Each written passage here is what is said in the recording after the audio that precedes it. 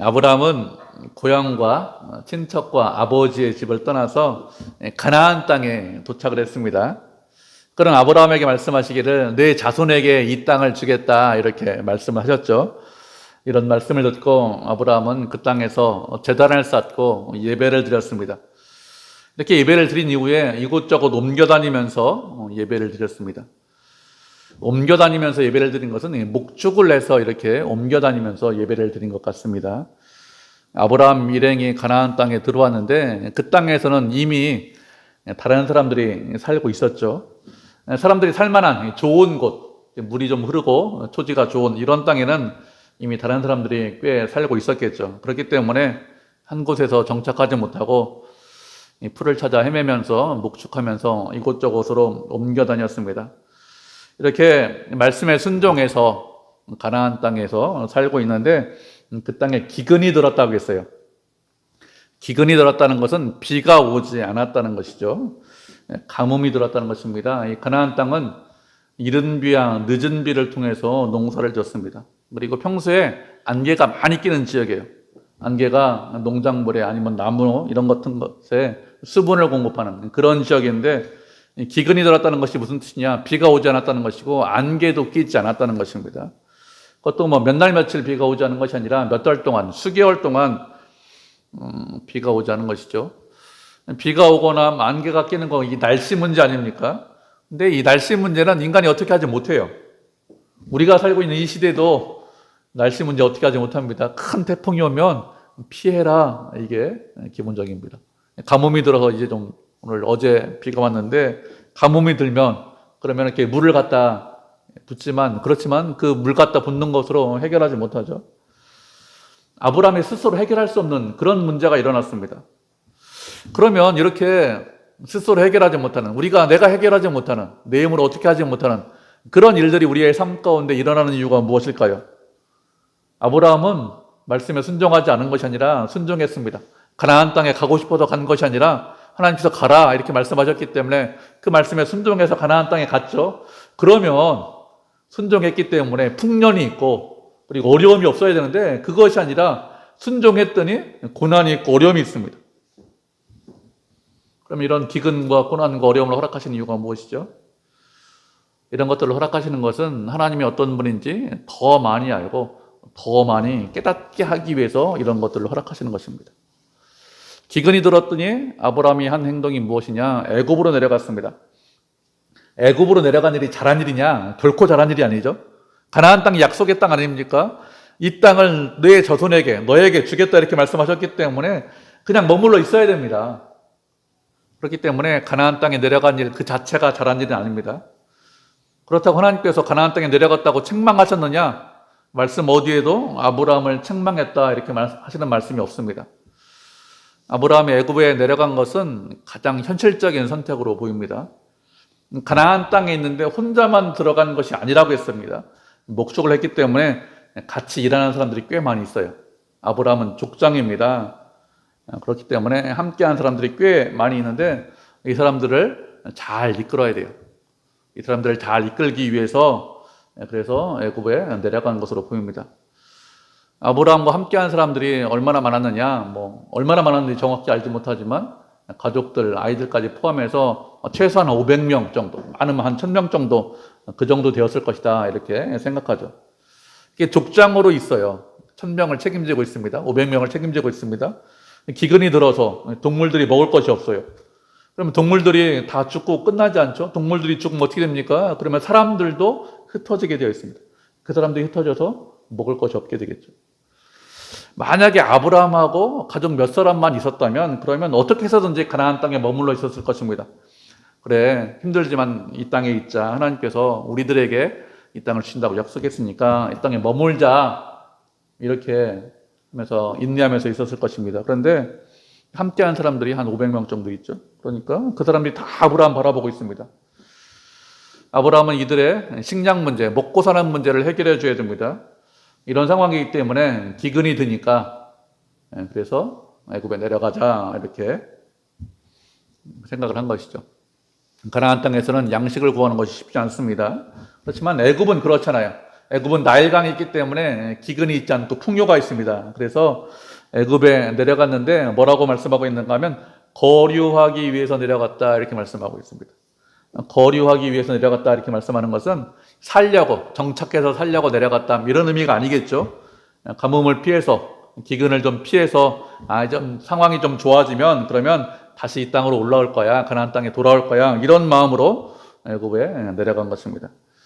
이렇게 애굽에, 가나안 땅에서 애굽으로 모든 사람들을 데리고 내려갔는데, 아브라함이 애굽으로 내려갈 때 언제 내려갔는가 하면 지금부터 한 3,500년 전에, 좀 길게 잡으면 한 4,000년 전에 애굽에 내려갔습니다. 애굽에 내려갈 때 무엇이 있었느냐? 애굽에 내려갈 때 피라미드와 스핑크스가 있었습니다. 그 당시 거대한 건축물들이 그 당시 있었어요. 아브라함은 애굽에 내려가면서 그런 건축물들을 다 봤죠. 성경에는 이런 것들이 있다는 기록 자체가 없습니다. 그런데 분명합니다. 고고학적으로 살펴보면 분명히 이런 것들이 있었습니다. 그렇기 때문에 아브라함은 내려가면서, 애굽에 가면서 이런 피라미드, 스핑크스 이런 건축물들을 다 봤습니다. 성경에는 그러면 이런 건축물들에 대해서 전혀 말씀하고 있지 않죠? 이런 것에 대해서 전혀 말씀하지 않는 이유가 무엇일까요? 이런 것에 대해서 전혀 말씀하지 않는 것은 이런 것이 크게 중요하지 않기 때문에 그렇습니다. 세상 사람들이 중요하게 생각하는 것이 무엇일까요? 세상 사람들이 중요하게 생각하는 것은 크고 화려하고 멋있는 것, 이런 것들을 중요하게 생각합니다. 그래서 인간은 자신의 힘을 자랑하기 위해서, 자신의 이름을 드러내기 위해서 큰 건축물 이런 것들을 만들었습니다. 얼마나 위대한지 이런 것들을 알리기 위해서, 이름을 남기기 위해서 이렇게 했죠. 그런데 하나님께서는 그런 것들이 크게 중요하지 않다는 것이죠. 성경은, 우리가 읽는 성경은 어떤 것이냐? 하나님께서 중요하게 생각하는 것을 기록한 책입니다. 세상은 기근 때문에 아브라함이 애굽에 내려갔다, 이것을 크게 중요하게 생각하지 않습니다. 그런 일이 있을 수 있지, 아브라함이 내려간 거 별거 아니야, 관심이 없습니다. 그런데 하나님은 그렇지 않습니다. 기근 때문에 아브라함이 애굽 땅에 내려간 것이 중요합니다. 그래서 말씀을 기록하고 있는 것이죠. 하나님께서 중요하게 생각하는 것이 무엇인지 우리가 성경을 보면서 살펴보실 수 있어야 됩니다. 하나님께서 중요하게 생각하는 것들을 우리도 중요하게 생각할 수 있어야 되겠죠. 무엇이 중요한지 알아야, 그래야 하나님께서 무엇에 관심이 있는지 알아야 우리도 그것을 중요하게 생각하고 그것을 관심 있게 바라보고 그런 쪽에 우리가 신경을 써야겠죠. 아브라함 일행은 기근 때문에 애굽으로 내려가는데, 애굽에 내려가는 도중에 이런저런 것들을 봤습니다. 그리고 그 당시 애굽 사람들이 무엇을 중요하게 생각했는지, 어떤 풍습을 갖고 있는지 이런 것들도 분명히 사람들에게 물어봤겠죠. 아브라함은 나그네입니다. 고향이 애굽이 아니에요. 그리고 일행이 꽤 많아요. 그리고 그렇기 때문에 애굽에 내려갈 때 혼자 내려가는 것이 아니니까 여러 일행이 내려가니까 사람들의 눈에 띄었겠죠. 그리고 잘못 행동하면 애굽에서 상당한 위험에 처할 수 있다는 것을 알고 있습니다. 그래서 여러모로 조심하면서 조심조심 내려갔을 것입니다. 예전에 한 100년 전만 해도 우리도 시족사회 아닙니까? 같은 성씨가 마을에 모여 살았습니다. 함께 마을에 모여 사는데 다른 사람들, 알지 못하는 사람이 그 마을에 들어와서 산다는 것이 쉽지 않았습니다. 그렇게 살아도 혹시 허락해도 중요한 일이 있으면 그러면 그 집안 사람들이 다 알아서 했지, 외부에서 들어온 사람들 중요한 일에 함께 하지 않았습니다. 고향 떠나서 사는 것, 나그네에서 사는 것 쉽지 않죠? 100년 전만 해도 이런 모습인데 3,500년 전, 한 4,000년 전에 나그네로 돌아다니는 것 쉬운 문제가 아닙니다. 기근 때문에 애굽에 내려갔지만 조심조심하면서 흠잡힐 만한 행동을 하지 않으면서 내려갔겠죠. 애굽에 아브라함이 내려갈 때 애굽에 어떤 문화가 있었는가 하면 아내를 한 명만 두는 것이 아니라 여러 명의 아내를 두는 그런 풍습이 있었습니다. 지금도 이슬람 국가는 아내를 4명까지 법적으로 허용을 합니다. 아내를 많이 허락하는 것, 그것이 풍습이에요. 아내를 많이 허락하는 이유가 무엇이냐? 여자를 보호하는 수단이 없었기 때문에 이렇게 허락하는 것입니다. 남자들이 전쟁하다 죽어요. 그러면 여자는 혼자 남을 수밖에 없습니다. 가족하고 남습니다. 그러면은 그 당시는 먹고 살 수 있는 방법이 없습니다. 그런데 남자가 그 여자를 아내로 삼으면 먹고 사는 문제를 해결할 수 있습니다. 부자인데, 그런데 부자인 남자가 여러 명의 아내를 두는 것이 덕이다, 미덕이다, 좋은 일이다, 이렇게 생각을 했습니다. 그런 풍습이 계속해서 내려와서 지금도 아내를 4명까지 두는 것을 법적으로 그냥 허용하고 있습니다. 그 당시는 더 했겠죠. 수십 명의 아내를 두었습니다. 어떤 사람이 부자인데 지금처럼 아내를 1명만 둔다? 그러면 그 사회에서 아예 인정받지 못했습니다. 왜 그런가 하면 여자를, 그죠? 가난하고 불쌍한 여자를 돌보지 않는 사람으로, 매정한 사람으로 생각해서 그래서 인정하지 않았습니다. 결혼해서 같이 생활하지 않아도 아내라고 해서 그 여자를 책임지는 그런 문화가 있었습니다. 생계를 해결해 줘야 그래야 인정받을 수 있었죠. 이런 풍습만 있는 것이 아니라 힘 있는 사람은 힘 없는 사람의 아내를 빼앗는 그런 풍습도 있었습니다. 여자가 예뻐요, 아름다워요. 그러면 힘 있는 남자가 그 예쁜 여자, 남의 아내지만 빼앗았습니다. 그렇게 빼앗아서 자신의 아내를 삼아도 크게 문제가 되지 않았습니다. 힘이 지배하는 사회죠. 지금부터 한 3,500년 전, 4,000년 전 그런 사회이기 때문에 지금 우리가 사는 사회처럼 생각하면 안 되겠죠. 지금 우리가 사는 사회는 아무리 힘이 있어도, 아무리 능력이 있어도, 아무리 돈이 많아도 강제로 다른 여자를 빼앗아서 자기 아내로 삼는 그런 일 자체가 있을 수가 없죠. 사람들이 그 일 자체를 용납하지 못합니다. 의식 자체가. 그리고 치안이 아주 잘 되어 있기 때문에 불법을 저지르면 금방 합니다. 그런데 3,500년 전, 4,000년 전은 그렇지 않았습니다. 힘으로 다른 여자를 빼앗아도 문제없어 이렇게 생각했습니다. 힘 있는 사람이 다른 사람의 아내를 빼앗으면 어떻게 될까요? 남편을 죽이는 것이 일반적입니다. 왜 그런가 하면 남편이 도로 아내를 찾으려고 하기 때문에 그렇죠. 아내를 사랑해서 도로 찾겠다. 이런 경우도 있습니다. 그런데 실제로는 살펴보면 그런 경우는 별로 없어요. 아내를 빼앗기면 어떻게 하면 됩니까? 다른 사람 여자를 빼앗으면 그만입니다. 그렇기 때문에 아내를 사랑해서 도로 찾겠다. 이렇게 하는 것이 아니죠. 아내를 빼앗긴 거, 힘이 약해서 빼앗긴 거, 그거 자체를 용납하지 못하는 거예요. 스스로 허용하지 못합니다. 그래서 자존심이 상하기 때문에 아내를 찾으려고 하는 것이죠. 그래서 어떻게 해서든지 아내를 찾으려고 합니다. 그냥 찾을 수 없겠죠. 지금 당장에는 힘이 약해서 빼앗겼기 때문에 지금 당장에 힘이 약하기 때문에 시간이 지나서 힘을 길러서 나중에 찾으려고 합니다. 그렇게 나중에 힘을 길러서 여자를 찾으려고 하면 전쟁을 해야 됩니다. 전쟁을 하면 이겨도 손해가 막심합니다. 큰 피해를 봐요. 그러면 내 힘이 약해지죠. 이겼는데. 그러면 다른 적이 나를 칠 수 있죠. 그렇기 때문에 여자 하나 때문에 완전히 자신의 부족, 자신과 함께 하는 사람들 완전히 망할 수 있죠. 그렇기 때문에 이런 거 아예 방지하자 그래서 남편을 죽여버렸습니다. 아브라함도 이런 사실을 잘 알고 있었겠죠. 그래서 애굽에 가까이 왔는데 아내에게 당신은 아름다운 여자인데 애굽 사람들이 당신이 내 아내인 것을 알면 그러면 나 죽이고 그리고 사람들이 뺏어갈 거니까 아내라고 하지 말고 누이라고 좀 하자. 누이 동생이라고 하자. 이렇게 이야기합니다. 강제로 그렇게 한 것이 아니라 13절로 보면 원하건대 이렇게 말을 하고 있습니다. 원하건대 이렇게 말을 하는 것은 이 사라의 동의를 구하고 있는 것이죠. 그 말을 듣고 사라가 동의했죠. 남편이 죽을 수 있다 생각해 보니까 얼마든지 그렇게 될 수 있다 생각해서 아내가 아니라 누이 동생이라고 했습니다. 사라가 아리따운 여자라고 했는데 애굽으로 내려갈 때 몇 살인지 정확하게 알지 못합니다. 아브라함이 고향을 떠날 때 75살이라고 했고 10살 어리기 때문에 사라의 나이는 65이죠. 아브라함이 175살에 죽었습니다. 우리가 사는 것보다 훨씬 더 오래 살았어요. 그렇기 때문에 지금 우리가 생각하는 65은 아니겠죠. 훨씬 더 젊고 아름답게 보였을 것입니다. 애굽 사람들도 아름답다 이렇게 칭찬했습니다. 그리고 실제로 사라는 아브라함의 이복 여동생이 맞습니다. 그 당시는 아버지가 일찍 죽으면 이복 여동생을 책임지는 그런 문화, 그런 풍습이 있었기 때문에 이복 여동생을 책임지기 위해서 그래서 결혼을 한 것이죠. 이렇게 아브라함의 아내가 사라가 이복 여동생인 것은 분명히 맞지만 이복 여동생이다, 아내가 아니라 이렇게 한 일이 잘한 일이냐 하면 그런 것은 아니겠죠. 하나님께서 아브라함에게 말씀하시기를 내가 복이다. 그리고 너를 통해서 모든 사람이 복을 받는다. 이렇게 아브라함에게 말씀하셨습니다. 그런데 아브라함만 중요하고 아브라함만 살아있으면 되느냐? 그렇지 않습니다. 아브라함과 사라가 한 몸입니다. 사라가 없으면, 아브라함의 아내가 없으면 아브라함이 복이 될 수 없겠죠.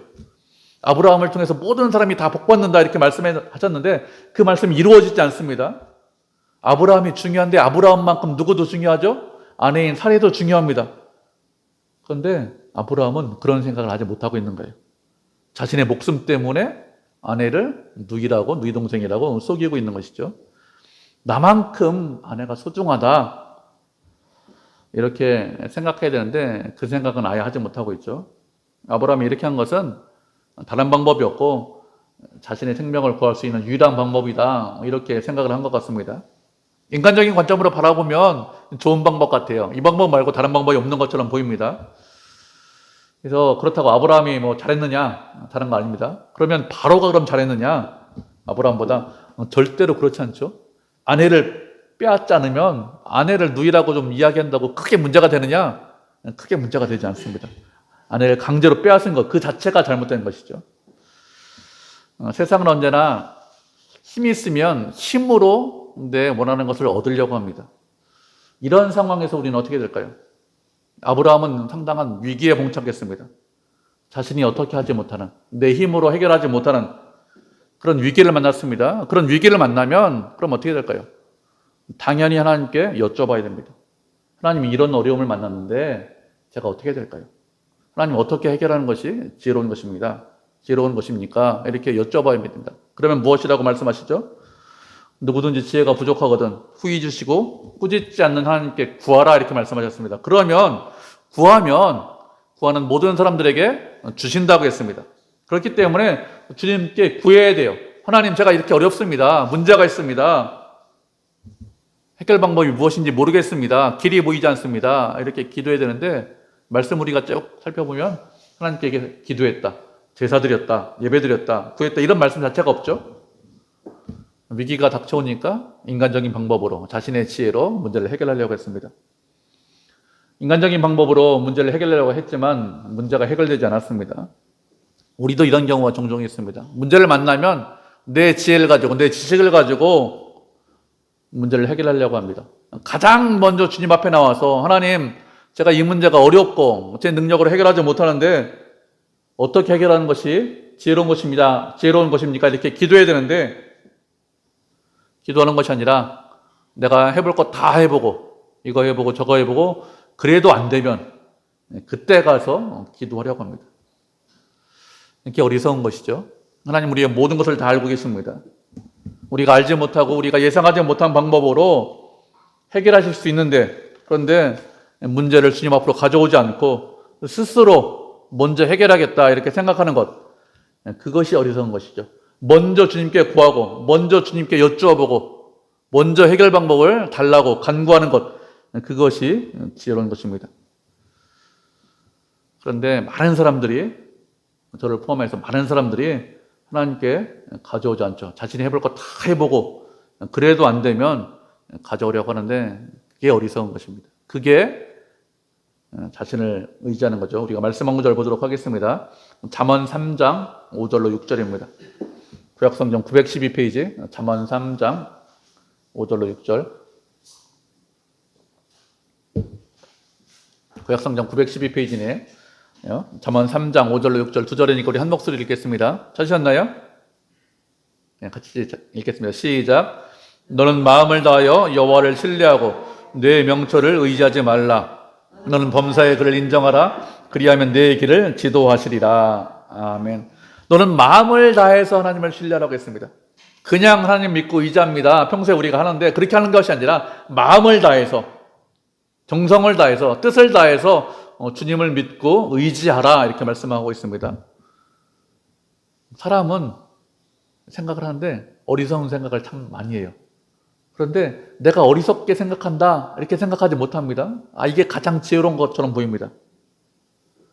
그래서 자신의 명철, 자신의 지혜를 의지하는 것이 아니라 하나님을 의지하는 것 그것이 지혜죠. 범사의 그를 인정하라고 했습니다. 모든 일에 하나님을 인정하라는 것이죠. 힘들어요, 어려워요, 해결할 길이 보이지 않습니다. 그래도 하나님을 인정하라는 것이고 그 어려운 것 가운데 하나님의 뜻이 있다는 것이죠. 결국에는 하나님께서 선한 길로 인도하시고 우리가 참고 인내하면 우리의 길을 지도하신다고 했습니다. 내 명철을 의지하면 하나님께서 기뻐하시는 일을 할 수 없습니다. 하나님을 의지해야, 그래야 하나님이 기뻐하시는 일을 할 수 있습니다. 내 명실을 의지하면 하나님을 멀리하게 되죠. 문제가 해결되는 것이 아니라 오히려 문제가 훨씬 더 커집니다. 아브라함이 누이 동생이라고 하는 거 지혜롭게 보입니다. 문제가 해결될 것처럼 보입니다. 그런데 문제가 없어진 것이 아니라 문제가 이상한 쪽으로 올라갔어요. 문제가 점점 더 커졌습니다. 아내가 아니라 누이 동생이라고 하니까 보는 사람마다 예쁘다 예쁘다 이렇게 말하고, 바로 왕국에 있는 신하들도 아, 저 여자 참 예쁩니다 이렇게 왕궁에서 미모를 칭찬하니까 바로 어떻게 하죠? 여자를 데려다가 아내로 맞이했습니다. 뭐 다른 사람도 아니고, 그리고 아브라함의 누이 동생이라 이렇게 했기 때문에 합법적으로 사례를 아내로 맞이했죠. 사례를 아내로 맞이하는데 그냥 아내로 맞이하지 않죠. 그 당시는 지참금을 주는 것이 풍습이기 때문에 아브라함에게, 오빠에게 소와 양과 뭐 노비와 낙타, 나귀 이런 것들을 풍성하게 주고 후하게 주고 지참금을 주고 아내를 맞이했는데, 아브라함은 이런 재물을 많이 받고 아내를 왕궁으로 보냈습니다. 이렇게 왕궁으로 보내면서 그 심정이 어땠을까요? 아브라함의 심정이 상당히 괴로웠겠죠. 아내를 사랑하는 만큼 많이 사랑했으면 많이 괴로웠을 것입니다. 바로에게 재물을 받았지만 아내를 누이라고 속였고, 그리고 결국에는 돈 주고 판 것하고 똑같죠. 상당히 괴롭죠. 아무리 돈이 많아도 돈으로 아내를 살 수 없습니다. 돈으로 사람을 사지 못합니다. 돈이 많으면 행복할 것 같죠. 그런데 이러면 전혀 행복하지 않겠죠. 사례가 바로에게 간 이후에 아브라함은 아내가 얼마나 수정한 사람인지 깨달았을 것입니다. 아브라함 당시에 여자는 뭐 사람 취급도 하지 않았습니다. 그 당시 뭐 여자는 맘만 먹으면 얼마든지 내보내고 다른 사람을 아내로 취할 수 있습니다. 이런 문화이기 때문에 아브라함도 아내가 참 소중하다 이렇게 생각하지 못했습니다. 우리도 마찬가지예요. 우리가 생각할 때 자신의 처지나 형편이나 환경을 뛰어넘어서 생각할 수 있느냐? 그렇게 생각하지 못합니다. 자신의 처지나 형편 안에서 최선을 생각합니다, 인간은. 그 이상을 생각할 수 있는 사람은 아무도 없어요. 그 이상을 생각하면 훌륭한 사람인데 그런 사람이 없겠죠. 그러면 우리가 시대나 환경을 뛰어넘어서 생각하려면 그러면 어떻게 될까요? 그러면 말씀에 순종하면 됩니다. 말씀은 언제나 진리죠. 진리이기 때문에 시대나 상황이나 환경을 뛰어넘습니다. 사람은 뛰어넘지 못하지만, 우리는 뛰어넘지 못하지만 하나님의 말씀은 그렇지 않습니다. 하나님의 말씀은 언제나 진리이기 때문에 상황과 환경과 시대를 뛰어넘어요. 그 당시는 뭐 아내를 빼앗고 남편을 죽여도 아무런 문제 없다. 윤리가 그렇습니다. 윤리가. 그런데 말씀은 그렇지 않죠. 형제를 사랑해라, 이웃을 사랑해라 이렇게 말씀하셨지, 그래 다른 사람의 아내를 힘 있으면 빼앗아도 된다 이런 말씀 자체가 없습니다. 시대를 뛰어넘을 수 있는 것은 말씀밖에 없어요. 세상의 철학이나 풍습이나 사상 이런 것들은 지금은 옳은 것처럼 보입니다. 그런데 3, 40년만 지나면 지금 옳은 것이 다음 시대로 넘어가면 옳은 것이 끝나는 것이 아니죠. 옳지 않다, 잘못된 생각이다 이렇게 비판을 받습니다. 그럼 옳은 것은 말씀밖에 없습니다. 그렇기 때문에 늘 말씀에 순종하셔야 됩니다. 그러면 아무런 문제가 없어요. 하나님이 기뻐하시는 삶을 살 수 있습니다.